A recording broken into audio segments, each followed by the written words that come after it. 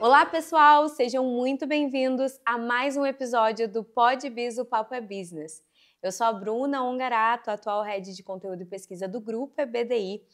E como vocês sabem, nós temos como objetivo, como propósito, conectar para transformar o mundo corporativo. E o PodBiz, ele vem com essa missão de trazer histórias de executivos que chegaram ao cargo de CEO, que alcançaram sucesso nas suas carreiras, para que esses executivos contem de que maneira, quais foram as características, as habilidades que os trouxeram até aqui. Então, a nossa convidada de hoje é a Carolina Dacier. A Carol é CEO da IVE e hoje ela vai compartilhar conosco toda a sua jornada. Carol, seja muito bem-vinda ao PodBiz. Obrigada, Bruna. É um prazer compartilhar um pouquinho e tentar agregar alguma informação, né? Legal. Bom, seja muito bem-vinda. Para a gente começar a nossa conversa, Carol, ninguém melhor do que tu mesma para contar a tua história, a tua jornada, quem é a Carol, o que a Carol fez que trouxe ela até o cargo de CEO. Legal, obrigada. Acho que para começar, assim, só contando um pouco, a IVE é uma health tech, então hoje eu empreendo e sou CEO de uma empresa de saúde, né? A gente usa tecnologia para fazer todo o acompanhamento de saúde mental, só que por ironia do destino, eu não sou nem médica, nem psicóloga, eu sou economista. Então, sou formada pelo INSPER, comecei minha carreira no mercado financeiro, então trabalhei em mesa de operação por muitos anos, em área internacional e bolsa de valores. Chegou lá, bateu 2010, 2011, eu comecei a ficar um pouco desconfortável, eu achava que estava ali sentada sem saber por que eu estava ali. Decidi fazer o MBA, fiz MBA no IE, em Madrid, já pensando que eu queria empreender, que eu queria fazer alguma coisa que fizesse diferença.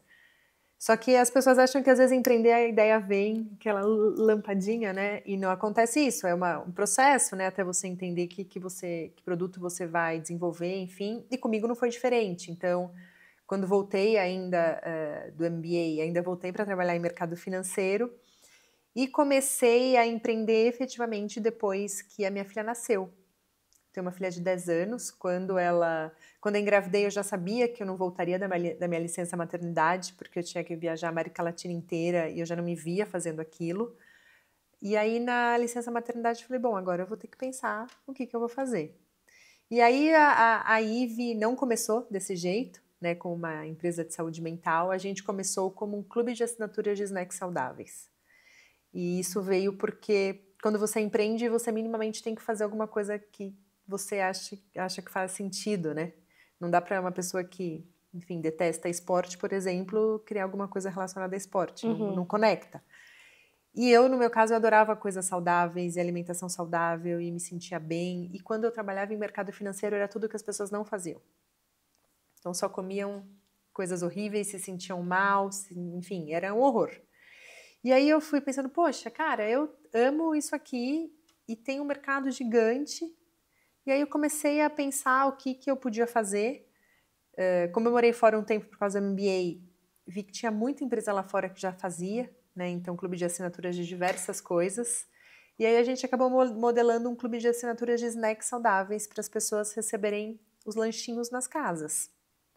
E aí a jornada foi acontecendo. Então, era uma empresa 100% B2C, que a pessoa física comprava, recebia os lanchinhos, sem gordura trans, com todas as validações ali de rótulo. Aí as empresas começaram a procurar a gente para entender se poderiam oferecer isso para os colaboradores, porque naquela época, eu estou falando aí de 2012, de 2013, 2014, a alimentação ainda não era super conhecido como hoje, né? Então, ainda rolava, nossa, será que clube social é saudável? Né? Tipo, uma bolachinha recheada. E as empresas viam que existia ali uma dificuldade de como é que eu mantenho o meu colaborador mais saudável, para que depois, ano a ano, eu não tenha sinistros altos de plano de saúde. E eu, como RH, consiga, ao invés de ficar trocando de plano, né? Para controlar a sinistralidade ou aumentar a coparticipação, como é que eu faço para esse cara ficar efetivamente mais saudável e sinistrar menos no plano? Até porque 70% de sinistro de doença física são doenças que poderiam ser evitadas por hábitos de vida. E aí a gente começou, então, a pensar em um produto que desse certo para a corporação. E aí do B2C puro a gente foi para um B2B que era a empresa fazer uma coparticipação do pagamento, com essa coparticipação o colaborador podia adquirir os produtos saudáveis com um valor muito mais baixo, para a gente quebrar um pouco da barreira preço e incentivar as pessoas efetivamente a comerem sem ter a doença, né? Porque quem é diabético vai pagar mais caro pelo alimento sem açúcar, porque ele não tem opção. Mas quem está só comendo saudável porque faz bem, muitas vezes não topa pagar mais caro. Na época não topava. Então a gente entendia que a empresa ali tinha um papel importante para conseguir ajudar a que o colaborador financiasse essa alimentação mais saudável. E aí foi indo super bem. E eu, Carol, achei que eu estava plena, ótimo, já estou aqui break-even na operação. Só que eu tenho investidor. Aí sempre vem os investidores e falam, e agora, minha querida, o que mais? O que mais faremos? E aí a gente começou a pensar, né, que foi uma provocação importante.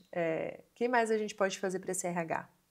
A gente não tem resposta, você só tem resposta fazendo pesquisa de mercado. E aí foi o que a gente fez. A gente começou, final de 17, início de 18, conversar com vários RHs. O que mais que eu posso te ajudar?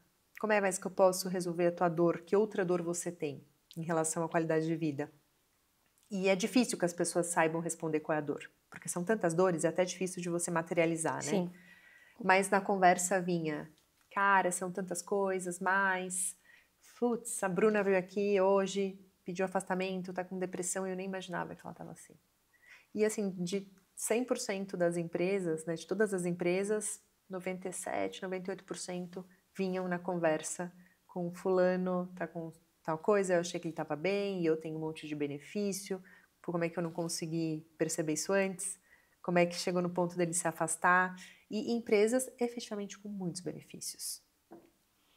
E aí a gente falou, bom, tem uma dor, aí eu acho que vem um pouco de perfil, né, você tem que estar sempre ligada se existem coisas a mais que dá para fazer, a gente detectou aquela dor ali naquele momento, e aí a gente começou a entender que produto que poderia ser esse, olhamos para fora do Brasil, olhamos para dentro, falamos com um pesquisador, falamos com diversos professores de faculdades muito importantes aqui do Brasil e a gente foi modulando um produto que fizesse sentido, né? Sim. E que conseguisse atender as duas maiores dores que a gente tinha detectado, que a primeira tabu é muito grande. Então o colaborador ele tem que estar muito confortável para usar um produto. Em relação à saúde mental. Sim. E para ele estar confortável, não dá para ser um produto que o RH vai lá e pergunta como ele está se sentindo. Tem que ser uma tecnologia. Ele precisa conseguir responder como ele está sem ser para ninguém. Porque se ele não vai responder para alguém ou ele vai responder que está ótimo. Então a gente tinha certeza que a tecnologia era um caminho para ajudar a quebrar o tabu e conseguir acompanhar esse usuário na jornada inteira. Sim. E que traria uma redução de custo porque a gente consegue escalar muito, principalmente depois de cenário de pandemia, então daí o negócio, isso era 18, depois veio a pandemia que a gente nem imaginava, onde todo mundo está cada um em um lugar, você não consegue ter um produto que não seja tecnológico, pelo menos que seja, sendo efetivo, né, que consiga resolver essa dor. Então eu cheguei até aqui de uma maneira muito diferente, né, a gente no início da jornada empreendedora, eu nem imaginava que eu ia empreender em saúde. Eu imaginava que eu ia empreender em outra coisa, mas não em saúde. Percebi que sim, contigo contando a história. E eu quero voltar lá no começo, quando tu falou assim, eu venho do mercado financeiro, trabalhava com bolsa, eu era muito diferente das pessoas que trabalhavam lá, né? Tu olhava muito pro viés da saúde, enfim. E Carol, eu queria entender contigo esse processo, né? Eu sabia que eu não queria mais seguir ali. Tu já imaginava assim, eu vou empreender? Quanto tempo tu demorou para tomar uma atitude? Quais foram os sentimentos que tu teve? Porque foi uma mudança. Sim, super radical. Uma mudança considerável, né? Então eu queria entender como é que foi esse processo para ti lá no começo, antes de tu saber dos snacks saudáveis, antes de tu imaginar, o que começou a te fazer pensar em empreender, né? E como foi tu sentir, tu perceber isso? Conta pra gente o que tinha dentro da Carol aí durante esse período. Ali eu passei por momentos muito especiais dentro do mercado financeiro, porque eu peguei bem a quebra do Lehman Brothers em 2008. para quem trabalhava em mercado financeiro, em mesa de operação, deve lembrar bem que o mercado virou de um jeito que foi uma loucura. E eu vi muitas coisas não legais acontecendo dentro do banco. Com cliente, enfim. E a partir dali, eu tinha cada vez mais certeza que não fazia sentido eu estar ali. Por uma época super fez. Ganhei muito dinheiro, foi super legal, só trabalhei em banco que quem é de mercado financeiro tem sonho de trabalhar. Criei uma casca grossa, assim, bizarra, porque eu era uma mulher de uma mesa de 17 homens. Bullying, não existia essa palavra, porque se existisse na época era o que mais acontecia. Então, assim, tem um monte de ensinamento ali de resiliência, sabe? E efetivamente um lugar bacana de trabalhar, legal. Só que chegou uma época que eu falei, não dá mais, porque eu achava que não fazia sentido perder as horas do meu dia fazendo alguma coisa que eu não vi o valor para quem estava recebendo esse valor. Porque você pode ter algumas motivações na vida, dinheiro pode ser uma delas, só que ela não é sustentável. Em uma hora você vai falar, não vale esse dinheiro. Para mim, a outra motivação era quem está sendo beneficiado pelo meu trabalho. E eu não conseguia enxergar. E aí eu comecei a entrar num processo do que eu vou fazer para sair disso. Então, tu te viu desconectada dos teus valores. E essa foi a tua principal motivação. Minha principal motivação. Eu não me via mais ali. Entendi. Né? E eu não me via também em outros bancos, porque, enfim, eu fui para um, fui para outro, eu não me via ali. Achava que queria alguma coisa um pouco com um propósito um pouco maior, sabe? De benefício para alguma ponta da sociedade. E aí, esse processo do que eu vou fazer, ele foi muito longo, porque me passaram várias coisas pela cabeça. Vou importar tal coisa, vou vender tal coisa, vou criar tal coisa, vou... E eu não conseguia sair desse looping do que eu vou fazer. Aí eu decidi que, cara, ao invés de eu ficar pensando exatamente o que eu vou fazer agora, porque eu não conseguia saber, eu decidi que eu vou fazer MBA e fui escolher uma escola focada em empreendedorismo. Até com o intuito de complementar minha formação, porque eu sou economista, enfim. E aí voltei do MBA, voltei, continuava sem saber o que eu queria fazer. Só que daí eu já tinha um pouco mais de maturidade de entender como é que era o caminho que eu podia pensar, sabe? E aí eu fui pensando no que eu fazia sentido para eu fazer. Então, o que eu gostava de fazer para mim, que eu achava que era legal para as outras pessoas e que eu achava que tinha alguma demanda. Então, eu comecei daí a olhar, alimentação saudável é uma coisa que eu adoro e que as pessoas têm muita dificuldade. Daí eu comecei a ver se tinha produtos de alimentação saudável fora do Brasil, desse formato que eu queria, mais formato de serviço do que formato de produção. Aí eu fui vendo o que tinha. Aí eu comecei a fazer uma pesquisa de mercado para entender o que já tinha aqui no Brasil, o que não tinha. E fui tentando ver se fechava o preço, se não fechava o preço. E aí eu tenho uma coisa que acho que é muito minha, que quando eu decido. Obviamente, naquela época eu não tinha filha, era um pouco mais fácil, né? Eu estava grávida, mas sempre quando você tem filho, você tem muito mais dificuldade dessas tomadas de decisão até porque tem dependentes ali. Mas eu estava muito, vou tomar esse risco, porque eu não vou, vale mais tomar o risco do que depois eu olhar para trás e me arrepender, sabe? Mas tu contando, eu vejo que foi um risco calculado. Sim. Foi. Assim, tu voltou, tu analisou o mercado, tu observou a demanda, o que tem no Brasil, o que não tem. Então, existiu um planejamento para que tu pudesse entrar e aí as coisas começaram a acontecer. Super. Quando eu decidi o que eu queria fazer, que eu achava, acho que faz sentido fazer um clube de snacks saudáveis, que foi a primeira versão de Eve, né? Antes de virar saúde mental. Já era esse nome? Era Risnack. Ainda é, né? O nome da startup é Risnack, mas a gente só puxou o produto Eve porque tinha muita empresa que já conhecia a gente. Entendi. Aí a gente fez, é isso, legal, é isso. Mas aí é business plan, daí é previsão, daí tem toda a parte do financials que tem que ser feita, não adianta, não tem jeito, aí tem que planejar mesmo. Mas sim, foi um risco planejado, bem planejado. E quais foram, eu achei muito interessante, porque quando tu contou a tua história, que começou ali na parte da economia, trabalhando com banco, realmente era um setor, não sei se ainda é tanto, mas era um setor onde A maioria era homens, A realmente, maioria. né? E aí quando tu colocou assim, eu entrevistei já no Podbiz, nos encontros CBDI, muitas mulheres, é uma pauta que a gente fala muito, a questão da diversidade, a questão de mulheres dentro da tecnologia. Até pouco tempo atrás a gente não via, né? Os eventos de tecnologia eram predominantemente masculinos, assim como muitos outros, inclusive foi pauta do CFO ano passado, as mulheres dentro do universo de finanças. Sim. E aí eu achei muito interessante, eu tô fazendo esse gancho, porque tu falou assim, trabalhar naquele ambiente fez sentido muito tempo. Uhum. E te trouxeram muitas, ou fizeram com que tu exercesse muitas características que são importantes para um empreendedor. 100% dos podcasts que eu gravei, a palavra resiliência, ela é falada em algum dos momentos.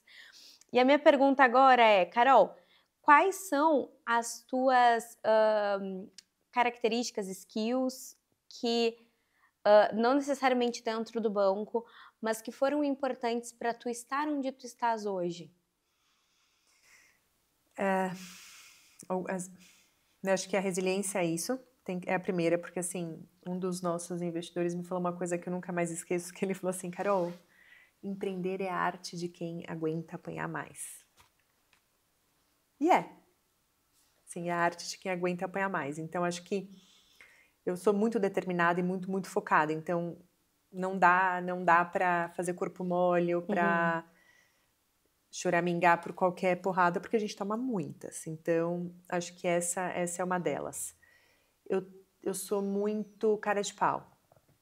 Muito. Eu falo com quem eu tiver que falar a qualquer momento, não me incomoda. Isso também é bom, principalmente no começo de uma carreira empreendedora, que você tem que pedir dinheiro para investidor, que você tem que bater na porta de gente que você não conhece, que você tem que topar tomar muitos nãos, muito mais nãos do que sims. Então, essa cara de pau de ok, vou lá, converso, se não der, não deu, não eu já tenho. Então, acho que isso me ajudou muito. E acho que a minha formação, assim, me ajuda também demais, porque eu tenho toda a parte de financeiro, então eu tenho toda a parte, daí eu tenho muito skill comercial, então eu consegui tirar o negócio do zero sozinha. Então, assim, não precisei ter complementariedade para o básico que você precisa dar o start. E nem acho que é bom ou ruim, tá? Acho que se eu tivesse a opção na época de ter um sócio, acho que eu super teria tido. Mas o que eu acho que foi bom é que eu consegui dar conta, dado que eu não tinha opção de ter uma outra pessoa junto ali comigo. Mas eu acho que de longe, é esse lance de ter bastante determinação, sabe? Mas também ter bastante pé no chão para entender que é isso, é um risco planejado, né? Sim. Não dá para fazer pelo amor, porque senão você não calcula direito, o negócio vai por água. Mas a resiliência, Bruna, não tem jeito, cara. Se não tiver, nem começa, porque... E é perfil, viu? Também não é certo e errado. É perfil, exato. Não é nem certo nem errado. Legal. Tu trouxe um dado na nossa conversa, e aí eu me corrijo se eu estiver errada, mas 70% das doenças físicas, elas poderiam ser prevenidas com hábitos mais saudáveis. Isso, que tem a ver com estilo de vida. Que tem a ver com estilo de vida. Legal. Bom, tu quando decidiu empreender, pensou na parte saudável. Então, a Carola já é uma pessoa que tem esses hábitos saudáveis enraizados nela, mesmo quando o ambiente não era propício para isso, faz parte da Carol. Sim. Hoje, tu tens um hub que atua na parte da saúde mental e muito se fala disso, né? Cada vez mais. Eu acho que depois da pandemia, eu não gosto de dizer que virou moda, porque eu acho que é necessário falar disso, né? Eu não vejo como moda, eu vejo como a gente está botando luz num assunto que nunca teve, né? Mas necessário, independente de ser moda ou não, extremamente necessário. E aí a minha pergunta é: quais são os hábitos saudáveis que tu tens hoje, que tu não abre mão, que te ajudam a te manter... Muitos. Por onde eu começo? Que te ajudam a se manter sã, bem, feliz. E que se tu pudesse compartilhar com a gente, falar, olha, isso funciona muito pra mim. E eu vejo muito, tu citou várias vezes, não é certo ou errado, não é certo ou errado. Eu até falei isso num outro podcast que eu gravei, que muitas vezes a gente lê um livro e aí a gente pensa que a gente tem que fazer aquilo daquela forma, que aquela ali é a fórmula do sucesso. Mas aquilo ali tá compatível com a tua personalidade? Sim. Aquilo ali tá compatível com a pessoa que tu é? Tu consegue exercer aquilo sem ferir, né, o teu íntimo, a tua personalidade? Então, a ideia aqui é a gente ouvir o que funciona pra Carol, independente disso ser certo, adaptável, enfim. Hoje, quais os hábitos tu não abre mão? Tá. Eu sempre fiz muita atividade física. Muita, muita. E hoje eu moro no interior, moro em Valinhos. Então hoje, 4 vezes por semana eu monto. Eu tenho um cavalo, muito cedinho, eu consigo ir até a hípica, fazer meu treino com o meu cavalo, e isso muda meu dia. E nos outros dias eu faço musculação, porque eu preciso ter muita firmeza no corpo por causa da equitação. Mas então assim, isso é difícil putz, será que isso vai... É difícil de pôr em prática, eu só mesma consegui porque hoje eu moro no interior e tenho um puta de um privilégio. Mas eu corri a vida inteira, né, assim. Eu fiz meia maratona, eu fazia deep running, aí depois eu fazia bicicleta, então... E eu não comecei cedo, tá? Isso é muito legal, porque as pessoas acham que, obviamente, o hábito saudável de criança é muito mais fácil, então eu acho que meus filhos vão ter isso porque eles veem eu e meu marido fazendo muito, mas minha mãe não tinha esse hábito. Minha mãe era super sedentária, ela é até hoje, é uma briga. Então eu comecei a fazer atividade física firme com meus 24, 25 anos. E hoje eu não consigo ficar sem. Sim. Não consigo. Então, para mim, atividade, assim, mexer se faz muita diferença. E eu tenho uma outra prática, que é uma prática espiritualista, que para mim também eu não vivo sem. Então, eu sou do Mahikari há muitos anos, que é uma espiritualidade japonesa, né? E eu fecho uma parte da minha agenda semanalmente para ajudar as pessoas. Que legal! E eu fiz isso em todos os lugares que eu já morei, porque tem no mundo inteiro. E na época do mercado financeiro eu não fazia, porque eu não tinha opção. Né? Porque você não consegue ter agenda flexível, mas hoje com a minha agenda flexível é um inegociável. Porque me traz para um centro, assim, bastante importante. E eu faço terapia semanalmente, preventivamente. Importante. Porque as pessoas, infelizmente, assim, terapia não é prevenção aqui, nem em qualquer lugar do mundo. Sim. Porque as pessoas não vão. Se elas fossem, seria. Eu vou procurar o psicólogo quando eu já estou... super doente, super desconfortável, super angustiada. E assim, até acho que também tá tudo bem, tá? De repente você vai conseguir fazer o manejo da sua saúde mental pelo esporte, pelo sono, por leitura. Eu acho bom ir para terapia. E foi até por isso que a gente fez um produto que o foco não é terapia, o foco é acompanhar a jornada e oferecer outras coisas para quem não está na dependência, né, na cronicidade, que a pessoa tenha ali outros recursos, né? Porque efetivamente tem gente que não dá conta da terapia. Mas para quem dá conta, cara, eu acho ótimo. E aí eu faço terapia também. Então eu consigo manter meu réu primário desta forma. Legal. Muito bom. Legal. Carol, bom, a gente aqui teve algumas lições contigo, né? Estar em lugares ou criar negócios que tenham a ver com seus valores e com seus propósitos, né? Ser resiliente, ser cara de pau. Gostar de apanhar, quase masoquista, sabe? Vocês entenderam, vocês que estão ouvindo o podcast. É uma ótima dica ainda. Adoro, estou empreendendo porque adoro apanhar. Mas e a recompensa? Cara, a recompensa é quando a gente faz uma ação, semana passada, retrasada, por conta das enchentes do Rio Grande do Sul, e o RH vem dizer, cara, todos os colaboradores que receberam o contato de vocês disseram que foi o respiro do alívio naquele momento de tanta dor. Aí, minha filha, você pode ganhar 1.000, 1 milhão, R$5, tanto faz. Porque é isso. Propósito. A recompensa é muito, muito grande. E a recompensa é você saber para que você está gastando o seu tempo, sabe? Cara, eu podia estar com a minha filha, com meu marido, com meu cavalo, com meu outro filho. Mas se eu estou fazendo alguma coisa, vai ser para fazer bem para alguém, porque senão eu faço, sei lá, qualquer outra coisa. Fico dando aula de equitação. Pensa, meu professor de equitação vai falar, imagina, você tá louca, você não consegue dar aula de equitação. Não, menina, vai fazer, vem trabalhar. Vai lá empreender, que é isso que tu gosta. Vai lá empreender que você não dá conta de dar aula, não. Bom, Carol, foi um excelente papo. Eu Legal. adorei te ouvir, conhecer a tua história, poder compartilhar com os ouvintes do PodBiz. Espero que inspire muitas pessoas. Legal. E para que a gente encerre essa conversa, eu queria que tu desse uma dica para quem quer, não necessariamente chegar no cargo de CEO, mas para quem quer crescer na carreira, para quem quer começar a empreender. Qual é a dica da Carol para essas pessoas que estão nos ouvindo? Se tu quiser, pode olhar para lá. Nossa, é difícil, né? Porque são tantas dicas que eu acho que eu teria aqui. Mas eu acho que para quem quer empreender, a dica é, cara, começa simples, começa pequeno, valida a ideia para depois começar a desenvolver, porque as pessoas têm a tendência de achar que tem que começar perfeito. E perfeito nada começa.